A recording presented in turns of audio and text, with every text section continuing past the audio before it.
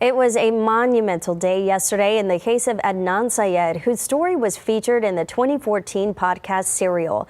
Last month, he was freed by a judge after spending more than 23 years in prison for the murder of his ex-girlfriend. Now, prosecutors have announced they are dismissing all charges. Jerika Duncan has been following the case. Today, justice is done.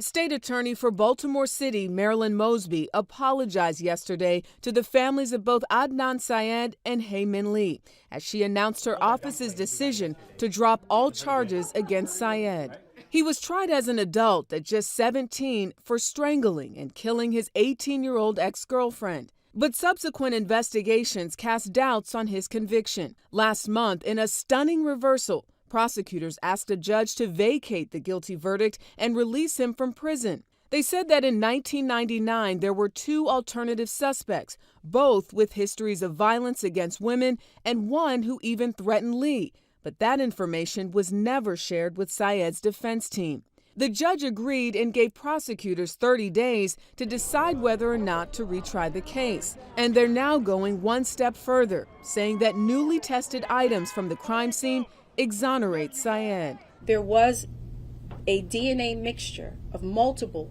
contributors on both Miss Lee's shoes. And most compellingly, Adnan Syed, his DNA was excluded. Syed, who's now 41, has always maintained his innocence.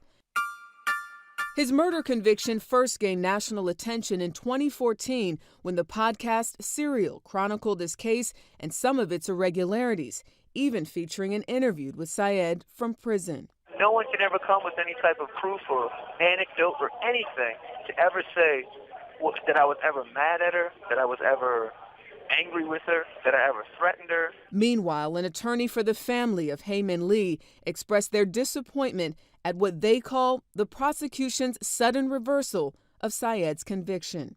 Jerika Duncan, CBS News, New York.